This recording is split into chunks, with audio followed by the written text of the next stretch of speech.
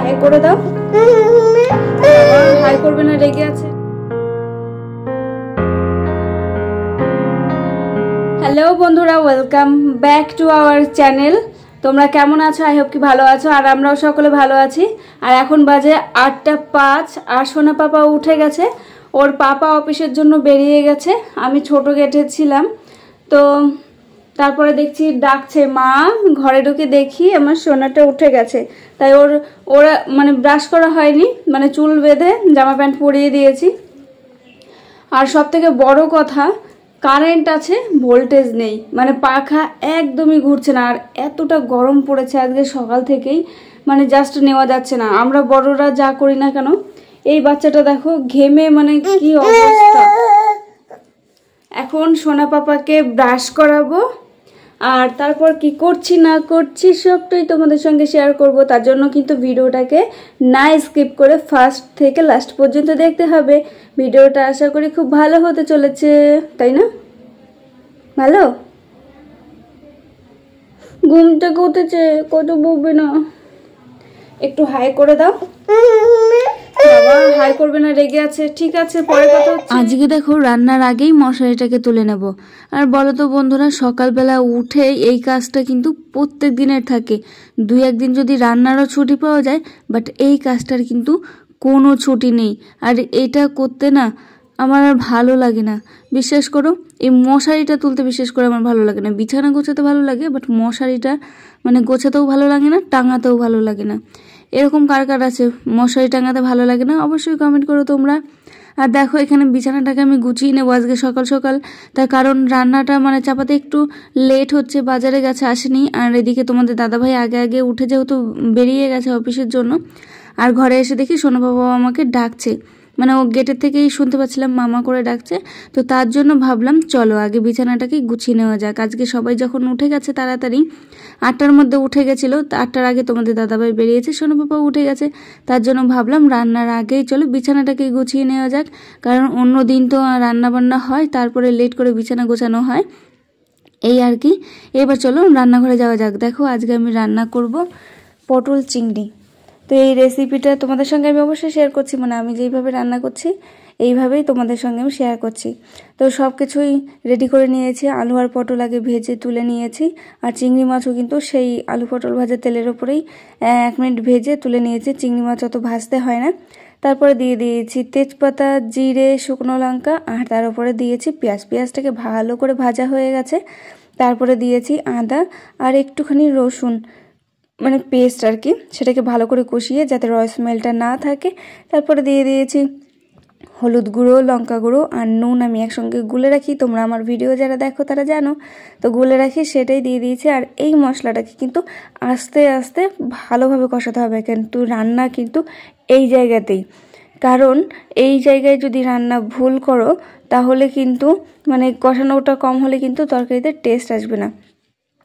আর হ্যাঁ, লঙ্কা গুঁড়ো জিরে গুঁড়োর মধ্যে কিন্তু আমি একটু লঙ্কা গুঁড়ো, হলুদ গুঁড়ো, নুন, একটু জিরে আর একটু ধনিয়া গুঁড়ো সব কিছু, আর লাল লঙ্কার গুঁড়ো কালারের জন্য আমি দিয়ে নিয়েছিলাম, সেটাকেই কষিয়ে নিয়েছি। তারপর দেখো আলু দিয়ে দিয়েছি, পটল দিয়ে দিয়েছি, এটাকে ভালো করে কষিয়ে নেব। বিশ্বাস করো আজকে তরকারিটা যে হয়েছিল না, জাস্ট ওয়াও ওয়াও।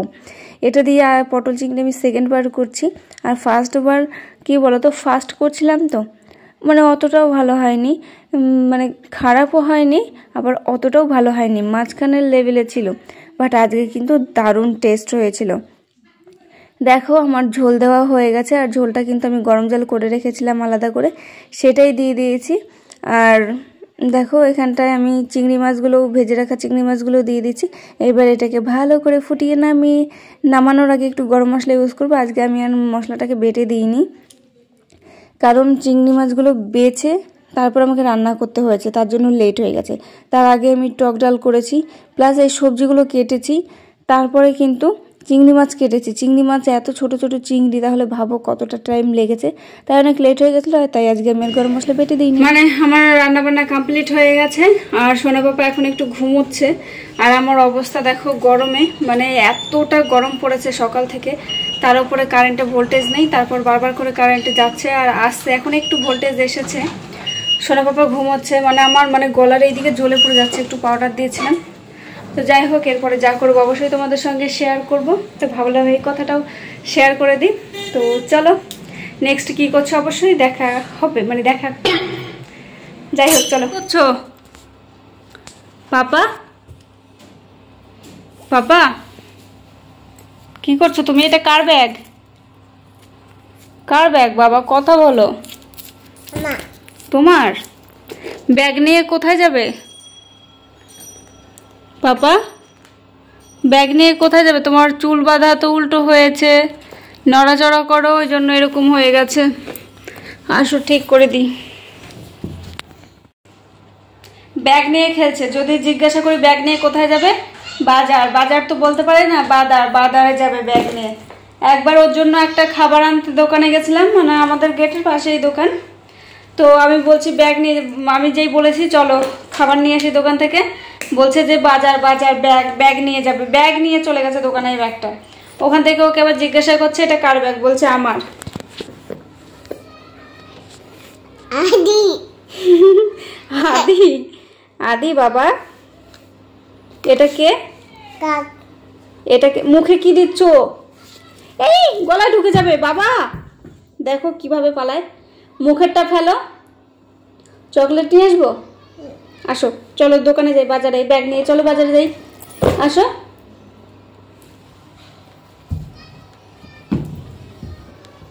তারপর চলে এসেছি সন্ধ্যাবেলা, মাথার মধ্যে ঘুরছিল আমি কি খাবো কি খাবো কি খাবো। তারপর আইডিয়া এলো চলো আজকে এগ রোল খাবো। এগ রোলের জন্য কিন্তু আমি সব কিছু রেডি করে নিয়েছি, সব এখানে দেখো দুটো গোলা বানিয়ে রেখেছি আটার, আর এখানে পেঁয়াজ কেটে নিয়েছি, শসা কেটে নিয়েছি, একটু টমেটো নিয়ে নিয়েছি, আর এখানে আমাদের সসের রাজা। আর এটা খেতে কিন্তু আমার ভীষণ ভালো লাগে এই সসটা। আর আজকের এগ রোলটাও দারুণ হয়েছিল, দারুণ দারুণ দারুণ। এখানে দেখো রুটিটাও করে নিয়েছি, আর কোনো কিছু শেয়ার করলাম না, চলো চটপট বানাই। আর এখানে দেখো এগ রোলটাও রেডি হয়ে গেছে। সোনা পাপা উঠে গেছিলো, যেহেতু এত কান্নাকাটি করছিল, তাই তাড়াহুড়ো করে আমি এরকম করেই পেঁচিয়ে নিয়ে চলে এসেছি। এগ রোলটা জাস্ট ওয়াও ছিল খেতে। আর তারপরে আমরা রাত্রিবেলা 9:30টার সময় বেরিয়ে গেছিলাম একটু দরকারে। তো সেখানে এসে সোনা পাপা দেখো টুল নিয়ে খেলা করছিল। আর এই ভিডিওটা তোমাদের কেমন লাগলো অবশ্যই কমেন্ট করে জানাতে একদমই ভুলবে না। ভিডিওটা ভালো লাগলো অবশ্যই লাইক কমেন্ট করবে। দেখো আমি শাড়ি নিয়ে এসেছিলাম ব্লাউজ বানাতে দিতে। তোমাদের সঙ্গে দেখা হবে নেক্সট কোনো ভিডিওতে।